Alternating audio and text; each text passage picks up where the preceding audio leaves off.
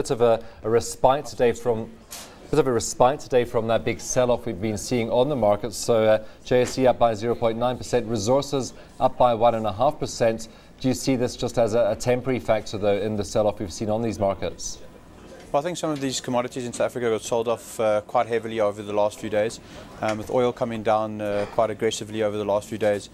All the commodity prices came off, and the South African market was affected dramatically by that. And I think last night we started to see a recovery in those commodities, and we've seen a recovery back on the commodity stocks today in the market. I think that it will be a bit of a respite. I think that there's a bit more uncertainty in the world at the moment. European debt issues coming back into the market, and there's not a lot of follow through. So a little bit of respite and prices moving up today, but I'll be very cautious. Where do you see this money going? So as it's being pulled out of other markets, is it necessarily flowing back into the United States and into US Treasuries? I think a lot of the money is going back into the equity market in the States. I think there's still a flow into emerging markets, into the bond side, and the carry trade still there. But on the equity side, a lot of the foreign money is coming out of equities in emerging markets and back into the emerging market equity, the Western equity market. So I think bond money is still flowing in, but on the equity side, that is starting to move out of emerging markets currently. Well, let's look at those commodity prices in particular, because we saw big moves in those commodity prices last week. That was big moves to the downside, and we've seen some big moves to the upside this week. So we had oil moving up $6 yesterday. That's its second biggest move on record, and obviously helping shares like Sasol. Yes, Sasol got pummeled in the last week or two. We set up about 7 Rand today, recovering with that oil price, a big move yesterday. And I think that move would have been even greater had the Americans not put up the margin rate for oil contracts, which I think stopped the rise in oil at about $6. So there's really good momentum in the oil price. The Libyan conflict still putting pressure on oil supply, and oil going forward still looks like it's going to be relatively firm.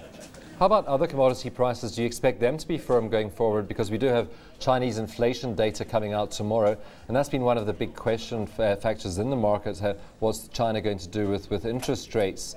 Do you think that we could see another spike in interest rates and a further pullback in metal prices like the copper price? I think we can. I think on an internal level in China, the tightening has stopped some imports coming in.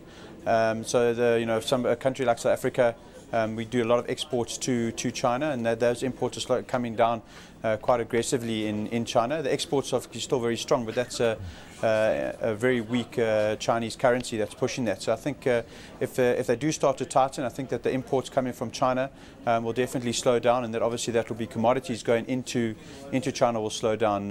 They imported 5.5 million barrels of oil on a daily basis in China last month.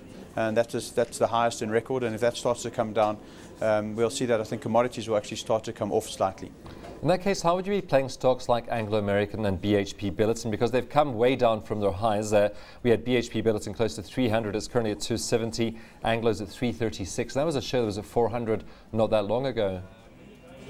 I think at the base levels where we've seen the lows, I think Anglo's trading around the 330 level, and Billiton in around the 260s, 270 level. I think you can pick up in the short term, but longer term you've got to take a look at the long term view.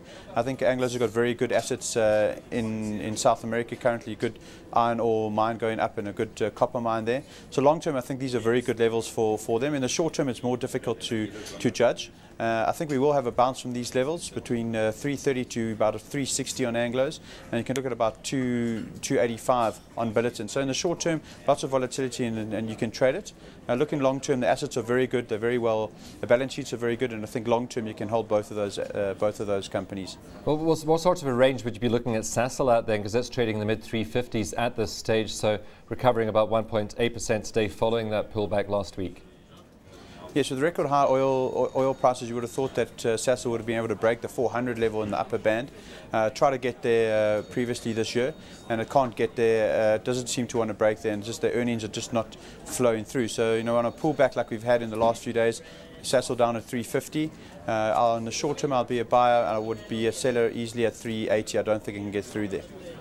Retailers a little bit under pressure today. We had Massmart is actually leading the retailers, though not a great share price performance today. We did have that sales update out this morning. It grew sales 12.7% in the period up to May the 1st. What did you make of that? I think it's a good number. I think that with the with the Walmart deal coming through, they have to taper some of their growth expansion plans that they would like until they get clarity what's happening with Walmart. So in that context, I think they're very good numbers. How about the other retailers? Because we have seen that rand holding firm, and we've seen some pretty positive earnings forecasts coming out of companies like Lewis, some of the other furniture retailers. And obviously they can import cheaply with the rand at these levels. Do you think this could renew interest in our retail stocks? I definitely think so. I think at the rand at below 680, the retailers that are importing clothing especially are making very, very good margins.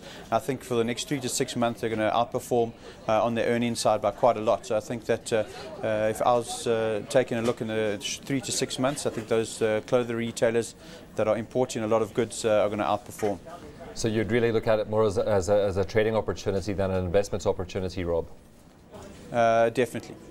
Of course, we have those retailers a bit under pressure today. Do you think a bit of cautiousness ahead of that rates decision out of the Reserve Bank on Thursday?